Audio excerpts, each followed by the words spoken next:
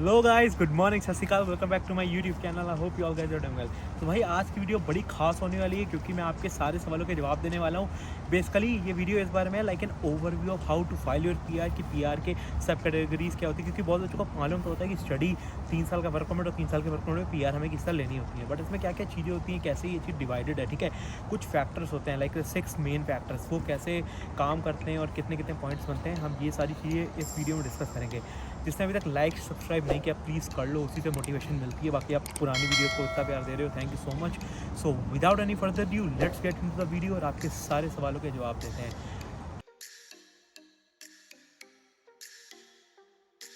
Okay भाई, so start यहाँ से करते हैं कि 6 factors which is like the most important factors in filing your PR या इन कैलकुलेटिंग योर पॉइंट्स, या आप कभी भी जा रहे हो परमानेंट रेसिडेंसी ऑफ कनाडा के लिए, वो कौन से 6 पॉइंट्स है जो सबसे मेन होते हैं। सो पहला पॉइंट आता है English, which is your IELTS language test. कितने आपके पॉइंट्स बनते हैं, कितना आप स्कोर कर रहे हो, उसके बेसिस पे आपको कुछ पॉइंट्स अलॉट होते हैं। दूसरा होता है एजुकेशन, आपने कितनी पढ़ाई की, आपने डिप्लोमा किया, डिग्री किया, मास्टर्स, डॉक्टरेट या जो भी किया है। तीसरा होता है एक्सपीरियंस, जिस फील्ड में आप काम कर रहे हो, जैसे मैं समय काम कर रहा हूँ नौकरी की जॉब में, उसके बाद मेरा कितना एक्सपीरियंस है, 1 साल 2 साल, ठीक है, उसके बेसिस पे आपको हायर पॉइंट्स मिलते हैं। मोर यू हैव एक्सपीरियंस और more you points you get. ठीक है, चौथा होता है एज का, कि भाई एज के जो बेसिक और जो हाईएस्ट पॉइंट्स मिलते हैं एज के, वो मिलते हैं 21 से लेकर 35 एज के बीच में। ठीक है, if you are between this age group you are all good to set to get the highest point in your PR. ठीक है, पांचवी चीज़ होती है अरेंज एम्प्लॉयमेंट इन कनाडा। ये एक अलग चीज़ होती है जिसको हम कहते हैं पीएनपी। इसकी चीज़ मैं अभी आगे डिस्कस करूँगा। छठा पॉइंट हम देखते हैं, इसको कहते हैं अडेप्टेबिलिटी। अडेप्टेबिलिटी क्या चीज़ होती है, जैसे मैं अभी एबट्सफोर्ड में रहा हूँ ब्रिटिश कोलंबिया के प्रोविंस में। ठीक है, तो ब्रिटिश कोलंबिया में मैंने पढ़ाई की है, यहीं पर मैं जॉब कर रहा हूँ। अगर मैं किसी और प्रोविंस में समय मूव हो जाता तो वो प्रोविंस मेरे को इतने पॉइंट्स नहीं देता जितने मेरे को बीसी दे रहा है, क्योंकि मैंने यहाँ पे अपनी पढ़ाई की और यहीं पे मैं जॉब कर रहा हूँ। ठीक है, अब इन 6 पॉइंट्स को हम डिटेल में देखते हैं और डिटेल में ये देखते हैं कि पीआर किस की चीज़ों में बटी हुई है।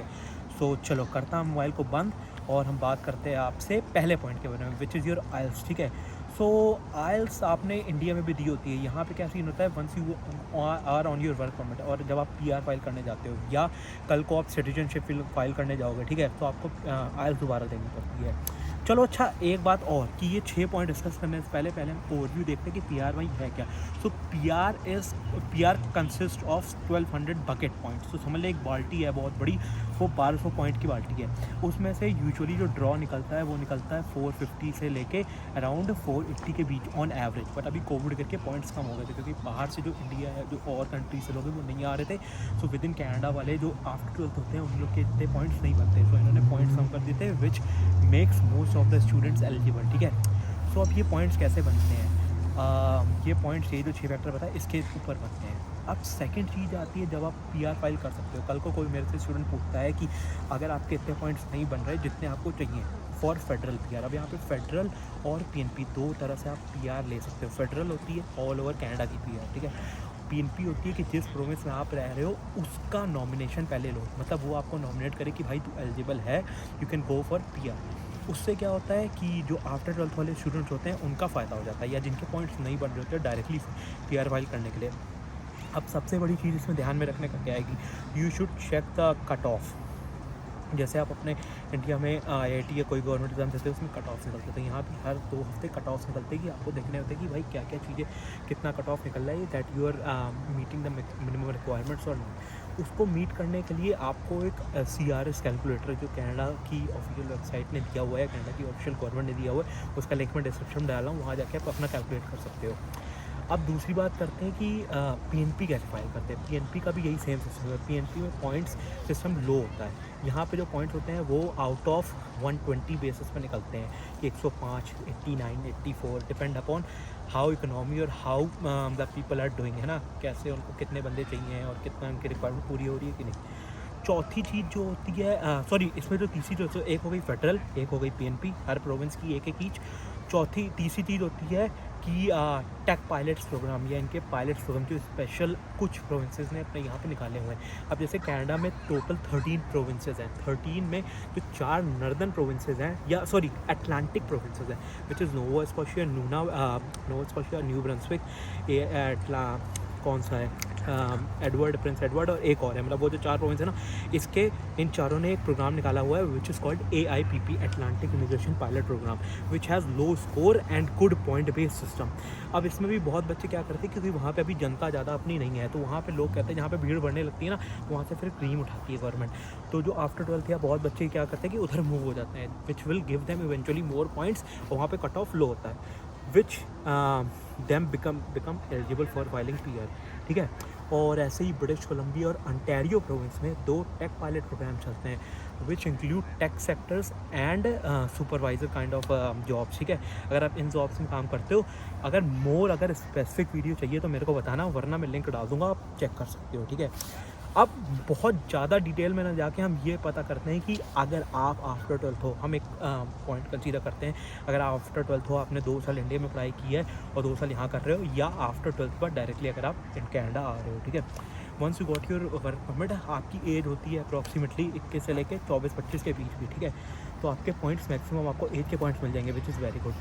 जैसे मैंने बताया कि आपको आइल्स देनी पड़ती है, तो आइल्स के लिए गुड प्रिपरेशन करो। जब आप 1-2 साल कनाडा में रहोगे ऑन योर स्टूडेंट परमिट, तो होपफुली एंड आई अज्यूम कि आपकी इंग्लिश बेटर होगी जितने आपके इंडिया में स्कोर आया होगा, ठीक है, which will increase your points and pump it to higher levels.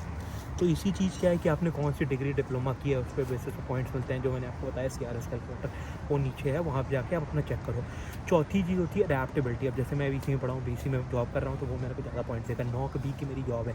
अब था यहाँ पे NOC का लेवल्स के, अगर आपको जॉब चाहिए कि NOC भाई क्या चीज़ होती है, यहाँ पे कैसे जॉब बढ़ी हुई है इन कनाडा, उसके बारे में बताना, उसके बारे में मैं डिटेल में बनाऊँगा, बट ओवरव्यू देता हूँ कि यहाँ पर जो हर एक जॉब है, plumber, carpenter, mechanic, even managers, doctorate, PhD वाले, सब की एक क्लासिफिकेशन, एक क्लास ऑफ सेक्टर्स में जॉब पड़ी हुई है कि भाई अगर मैं टेक्निकल जॉब कर रहा हूँ, which I am doing right now in my own field, which comes in NOC B, which is national occupancy level, ठीक है। मैं ऐसे करके एक इसका फुल फॉर्म होता है। और कल को कहो मैं अगर मैं DQ में कर रहा होता, जहाँ मैं समय पार्ट टाइम कर रहा हूँ 2 दिन, अगर मैं वहाँ पे सुपरवाइज़र की जॉब कर रहा था, वो भी NOC B में आती है। अगर एज ए क्रू मेंबर आप कर रहे हो कहीं भी, डेनिस लाइक मैकडोनल्ड्स या A&W या कहीं भी, वो NOC C की आती है।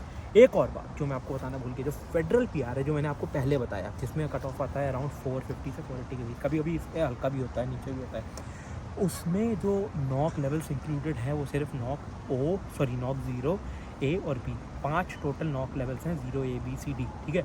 CD एक्सक्लूडेड है, but NOC 0 A B included है।